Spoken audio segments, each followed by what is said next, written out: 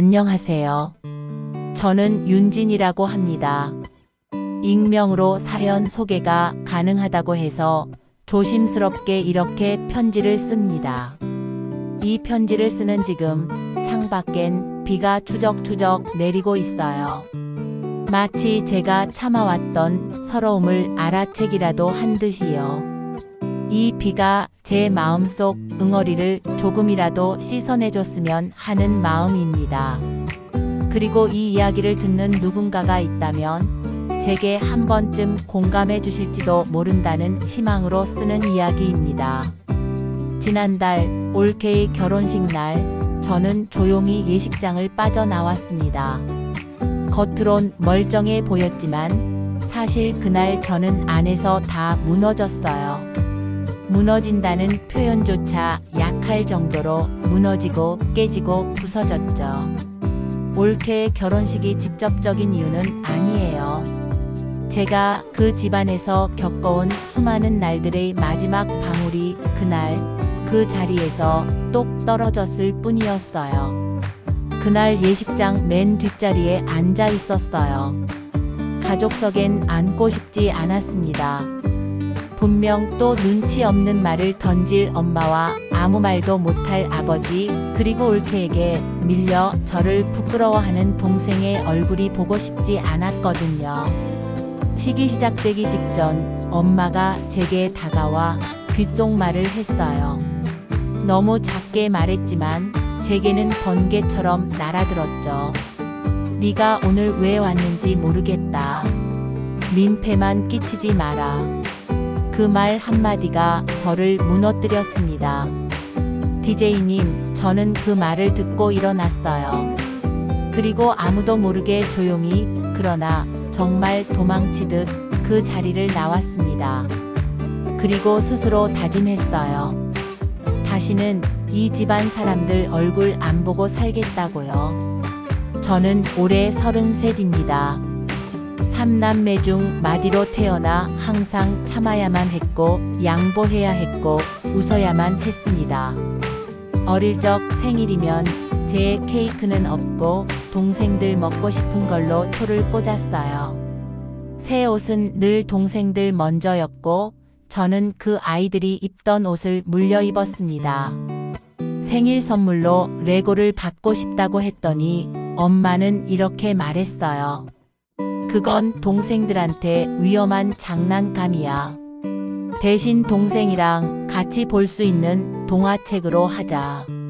초등학교 고학년 때는 이미 집안의 대소사에 동원됐습니다. 엄마가 일이 생기면 유치원 다니는 여동생을 데리고 학교에 갔어요. 남동생이 열이 나면 제가 약을 사러 갔고요. 방학이면 저는 동생들 밥을 챙기느라 놀이터 대신 부엌과 냄비 옆에서 시간을 보냈어요. 고등학생이 된 뒤로는 알바를 시작했습니다. 이유는 단 하나, 제 용돈은 없었거든요. 알바비는 늘 동생들 학원비로 빠져나갔고 그걸 당연하게 여기는 엄마는 이렇게 말하곤 했어요. 네가 아니었으면 이 집이 어떻게 버텼겠니? 넌 진짜 기특한 애야. 그 말이 당시엔 칭찬처럼 들렸어요. 그래서 더 열심히 했고 더 참았고 더 내어줬죠. 그런데 이상하죠. 그렇게 기특한 제가 왜 어른이 된 지금은 못난이가 되어 있을까요? 대학은 독학으로 야간 알바를 뛰면서 겨우겨우 졸업했습니다. 졸업식 날 엄마는 오지 않았어요. 대신 동생 졸업식 날엔 새 옷까지 사입고 사진도 찍더군요. 직장을 구하고 월급을 타고 매달 돈을 집에 넣었습니다. 전세금 마련할 생각도 못했고 친구들처럼 해외여행 한 번 못 갔어요. 그런데도 엄마는 저에게 이렇게 말했습니다. 언제 결혼할래? 이제 30 넘었잖아. 하나하나 다 늦고 있어. 제가 누굴 소개받고 진지하게 만나겠다고 했을 때 엄마는 상대를 꼭 물었어요. 키, 직업, 부모 직업, 학벌, 아파트 보유 여부까지. 그 집은 뭐 하는 집이래? 아버지가 퇴직자라고? 그럼 재산은? 아니, 연봉이 그거밖에 안 된다고? 진짜 장난하냐? 그렇게 엄마의 검사를 통과한 사람은 아무도 없었고, 점점 저도 스스로를 포기하기 시작했어요. 내가 뭘 하든 이 사람들은 만족하지 않을 거라는 사실을 너무 늦게 깨달은 거죠. 그런 와중에 남동생이 결혼을 하게 됐고 그 올케가 들어왔어요. 첫 인상은 좋았어요. 당차고 밝고 예의도 있었고요. 직업은 약사, 집은 부모님이 강남에 물려준 34평 아파트. 그 순간부터 엄마는 작은 며느리만 입에 달고 살았습니다. 진이는 좀 닮아야 돼. 작은 며느리는 진짜 센스도 좋고 알아서 척척이야. 올케가 무슨 말을 해도 그건 곧 진리였고, 제가 반론을 제기하면 엄마는 이렇게 말했죠. 질투하냐? 네가 노력해봐라. 너도 그만큼 했으면 나도 내 편 들지. 명절이면 저는 부엌에 붙어서 전을 부치고 갈비찜을 만들고 차례상을 차렸어요. 올케는 핸드백도 안 내려놓고 앉아 있었죠. 처음엔 이해했어요.